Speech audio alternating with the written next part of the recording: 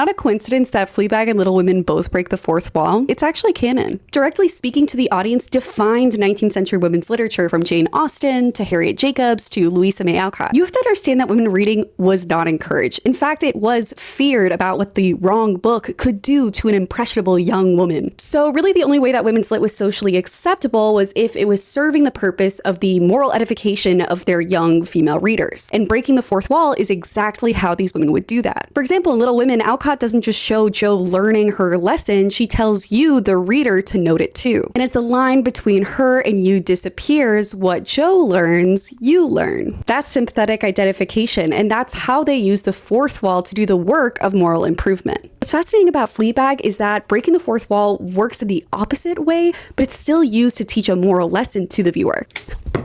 Awesome. Fleabag hides from the real world through us, the imagined audience, and by talking to us and gesturing to us, she's escaping the grief in her real life and using it as a way to act out. So it's safe to say that breaking the fourth wall for Fleabag is not for moral edification. But in the last minute of season 2, after we see this incredible character art with Fleabag, she doesn't just leave the hot priest behind and her destructive behavior, she leaves us behind. And as we watch her walk away, we also have to turn off our TV and hopefully learn to face real life as we watched Fleabag do. This is functionally the same thing that happens in Little Women and sentimental novels. Use the fourth wall, build sympathetic identification so that the reader learns with the protagonist to leave sinful ways behind and the frills of girlhood into the trusting arms of marriage and good womanhood. While leaving Hot Priest behind genuinely made me sob, if you think about it, it's actually really cool that Phoebe Waller-Bridge could do what Louisa May Alcott didn't do during her time, if you know the lore, which is to throw the marriage plot in the garbage. But that actually is not going to stop me from asking you to rank Laurie, Bear, Hot Priest, and Harry in the comments, because I feel like that's what we need to do. That is the takeaway from this video.